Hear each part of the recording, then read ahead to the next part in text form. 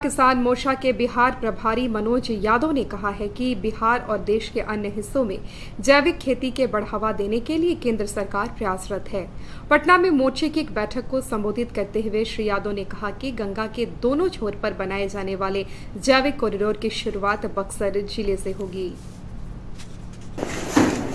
आज़ादी के अमृतकाल में माननीय नरेंद्र मोदी जी के नेतृत्व में जीरो बजट नेचुरल फार्मिंग का जो आह्वान किया गया है वो निश्चित रूप से सराहनीय है, क्योंकि जिस तेज़ी के साथ में किसानों की लागत बढ़ रही है, किसान कर्ज के कुएं में धकेला जा रहा है, उत्पादकता कम हो रही है, प्रदूषण बढ़ रहा है, क्योंकि रासायनिक खेती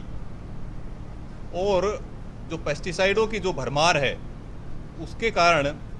बहुत नुकसान हो रहा है। उसी को ध्यान में रखते हुए माननीय नरेंद्र मोदी जी ने पहले चरण में यह आह्वान किया है कि 5 राज्य उत्तराखंड, उत्तर प्रदेश, बिहार, झारखंड और पश्चिम बंगाल में 2500 किलोमीटर का एक प्राकृतिक खेती का जैविक कॉरिडोर बनाया जाएगा। मुंगेर में आज